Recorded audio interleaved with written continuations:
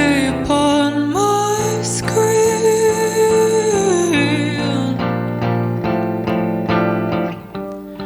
but you hardly know her.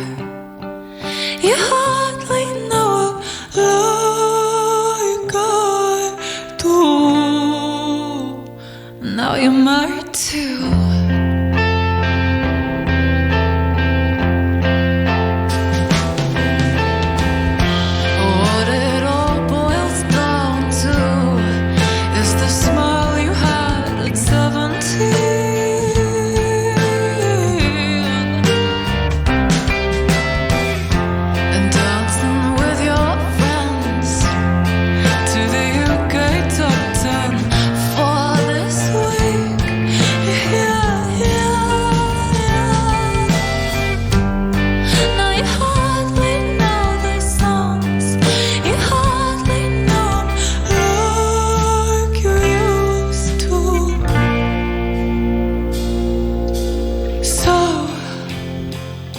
Forget your plans and don't act like it's the end.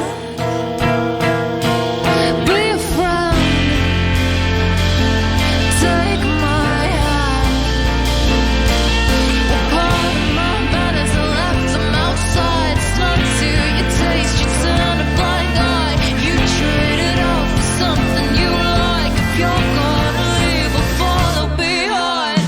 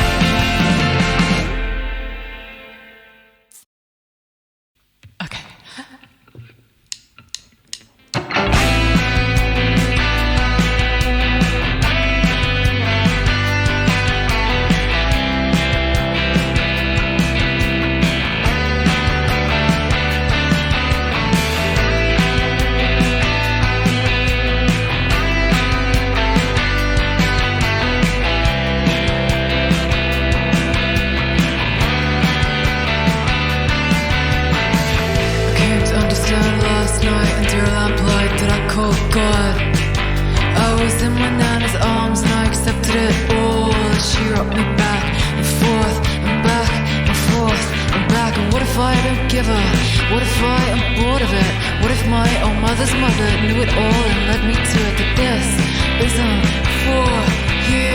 I don't do it for you. You're warm, the blood is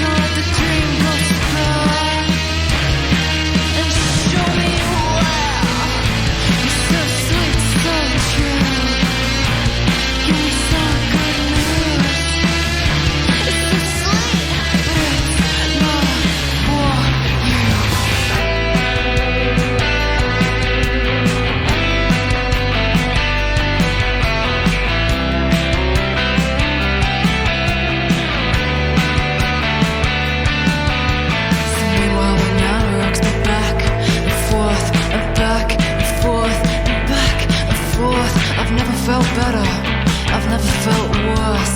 She screamed louder than me, we're two together, incomplete. Maybe I was born with it. Maybe it's just Maybelline. Maybe I'll just listen to this woman's word that took me. Maybe this isn't for you. But don't do it for you. You're all but do if I get more or share it with you. No, it's not meant for you. I don't want your point of view. It's from my heart, it's too cool. Take up, take elsewhere. Don't let the dream go spill. Oh, show me where.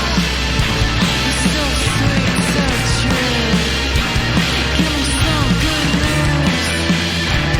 So sweet, but it's not for you.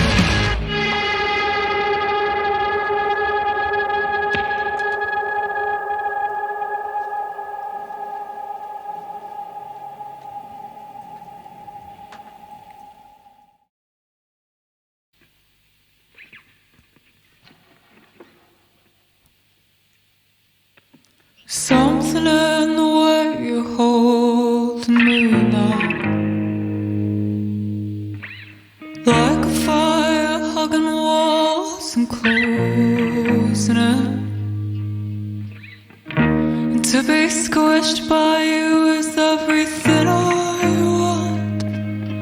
You're the pillow on my face, the seal in my room, and all I want is to be squished by you.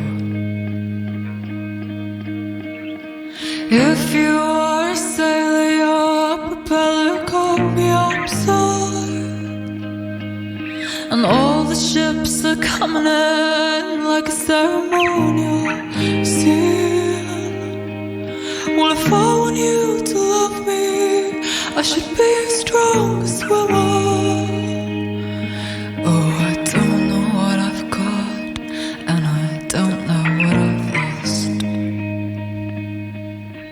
All I want is to drown in love. All I want is to drown in love.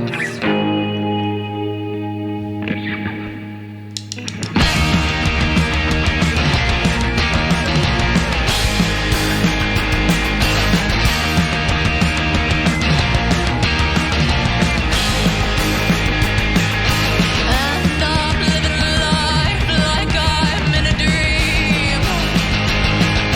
And I'm feeling feelings like I'm a teen. I want to be cool, so I start up nicotine. If I'm 40, I'm still smoking. Will you look down on me?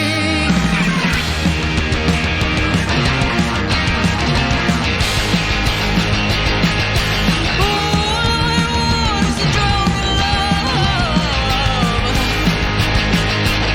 If I'm alive, then I'm a liar, and I hope I never see you again. Call me up in the dead of night, and I'll be all over it. With no crying, I'll be all over it. I'm all over it. With no crying, just all over it.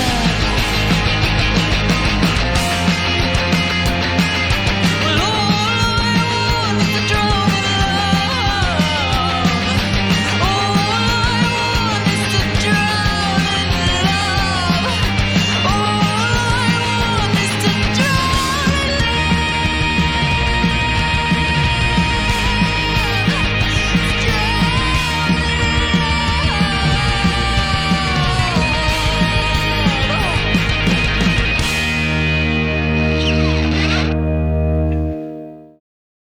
As we go live to the fabulous... someone tuning up? Someone tuning up at Maida Vale, is there? Who's that? Welcome back to the programme, long overdue. Our special guest this week, Gretel. Hello, how are you? Hi, I'm good. Thank you. How are you? I'm all right. I'm all right. I'm just going to say this right at the top of the interview. The album is very good. Can we just put that on record straight away? Oh, thank you. Have you heard it already? I've heard the whole thing. And, partly the reason I say that, please don't take this the wrong way, but I'm probably about a couple of years ago, I think it was at the start of 2024, and you played the 100 Club. And I don't think, it wasn't bad, but I don't think it was wasn't one of your best shows. I have people that would argue that. Really?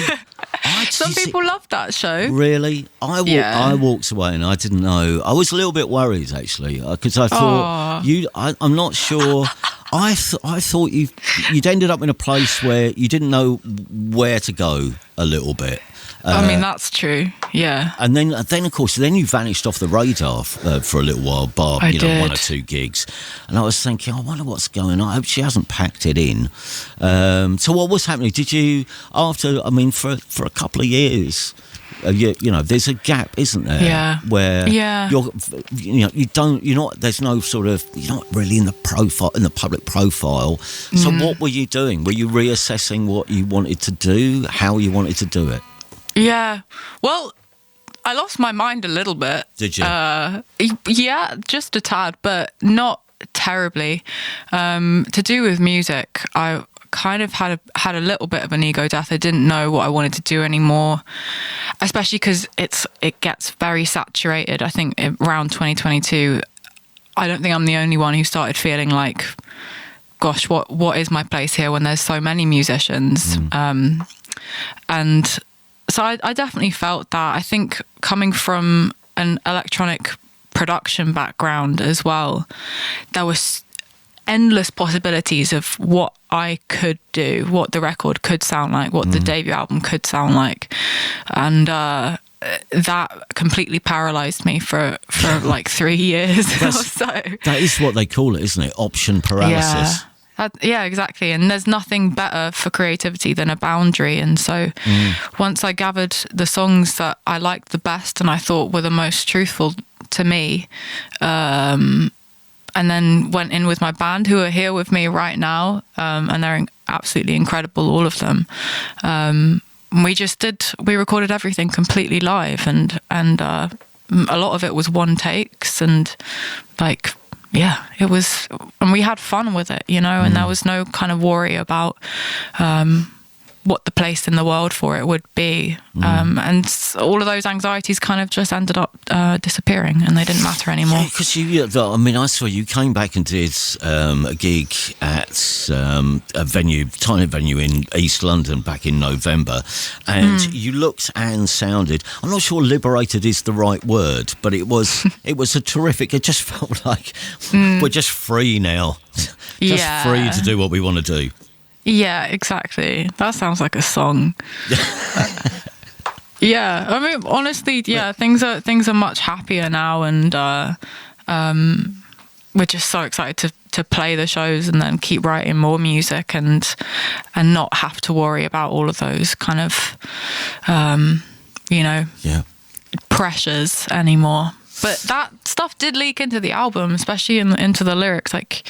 You can hear that kind of middle, that kind of limbo happening a little bit, because that part of my career also reflects that little part of growing up where you're not quite a kid and you're not quite an adult and you don't know how to speak to people and all of that. So it all matched up quite nicely and creatively, We'll talk a bit more about that, actually, some of the lyrics on the album and the change between, writing songs as an 18-year-old and writing songs when you're in your early 20s. But let's have a song first. So all of these songs are going to feature on the album, which is coming out in April. What are you going to start with? We are going to start with Darkness Be My Friend. It is, which came out in, I think, December or something. And is, listen to the lyrics. We'll tear it apart afterwards. I love this song. It's Gretel, live, absolutely live on Six Music. First track tonight from Gretel and a band live in session for us. Darkness Be My Friend. Where did that come in the run of songs? Was that one of the songs that you had that made it through to the album, or is that more? No, that one came. I wrote that one, I think, either the day before or 2 days before we went into like pre-production, like, you know, like teaching the band the parts and stuff. So that I only wrote that because I didn't feel like I'd said my piece with any of the other ones just yet. Which in hindsight, you know, I did say my piece, but I was panicking.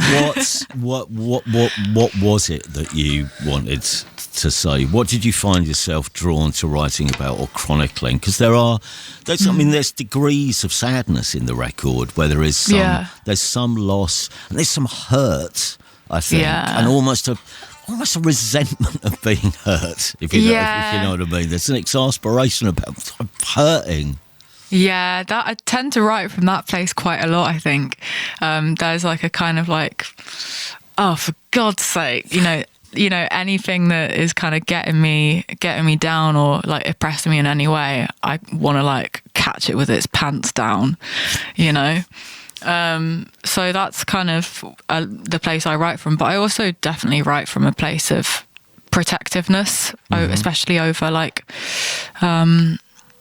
the people like me, like young women like me that have grown up even just like with social media, or like, you know, people talking to them or assuming certain things from them, talking to them a certain way.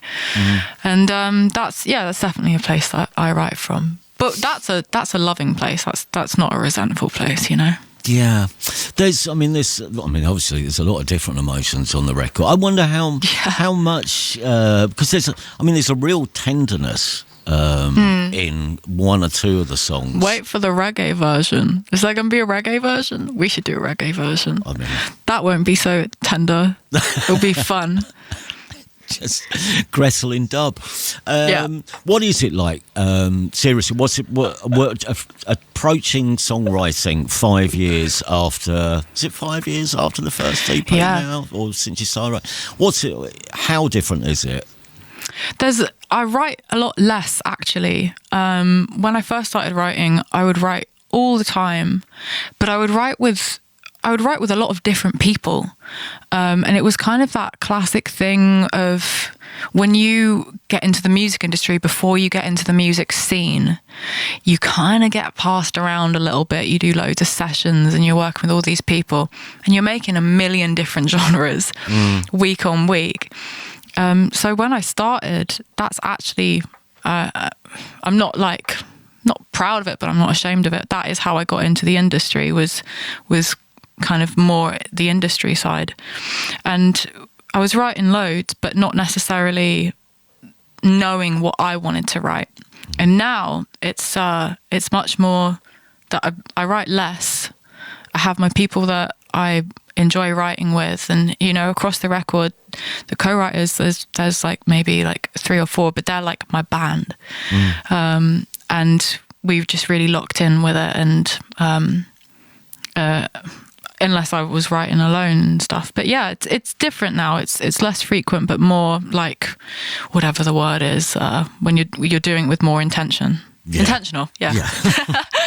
One last question about the lyrical side of the album. When you say you, when you use the word you or your in your songs, are you writing about someone else, or are you actually writing about you? Are you the That's you? That's a good question. I was thinking about this the other day because I specifically was thinking I want to say you more because it's so good. When I say you, no, I'm not talking about... Actually, sometimes I am talking about me. Sometimes I'm talking about one, you know, a person. Yeah. And sometimes I'm talking it like the whole damn society. All of you. The whole establishment, you know. Yeah. It changes. It's up for interpretation. Excellent. Always like that. Leave them guessing. But there's, I mean, that's the thing which I quite like. The thing I do like about the record is, there are songs on the album where there are songs that just raise the room and bring people together. But then at other times it does still bring you back to. It sounds like you're in a bedroom writing real life fairy tales about the world you're in. Well, that's the origins. I started writing, before I wrote music, I wrote short gothic stories, like horror stories, like murder stories and stuff.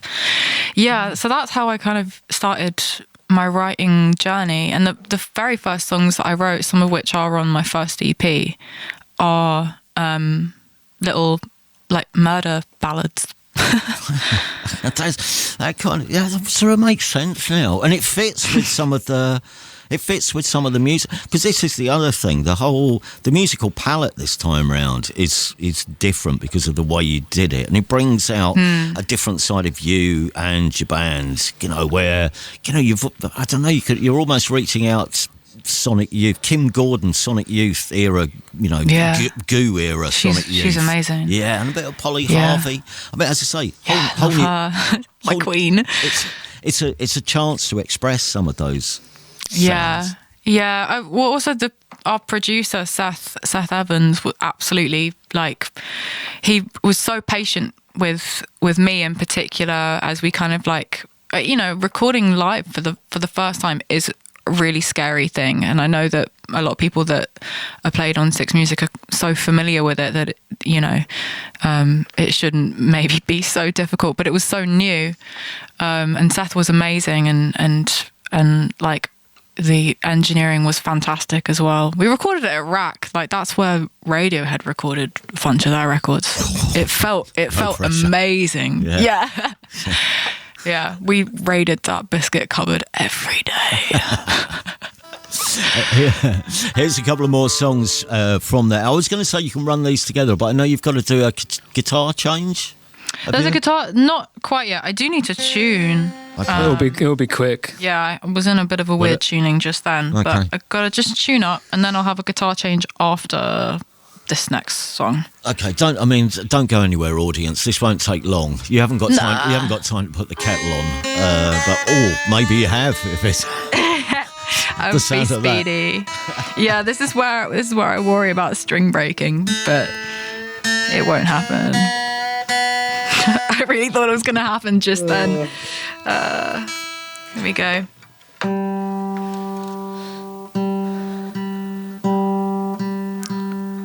So we're going to do Maybelline now. Okay, here you go for the second time this evening. Gretel, live on Six Music. It is Gretel, our special guest in session this week. It's the title track. That's a version of the title track of the album, which is coming out in April the 10th. Can I just mention this? Because it's not often we have a shout out for a drummer.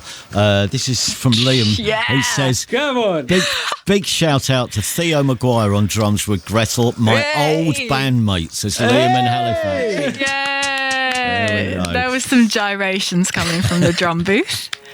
It's Oslo in London is, I think, the next gig, which has been announced, April the 14th. More dates and stuff going on later in the year, I presume. I really hope so. Yes, I mean, even if I have to pull extra shifts at the market to fund it, absolutely we'll be playing more shows.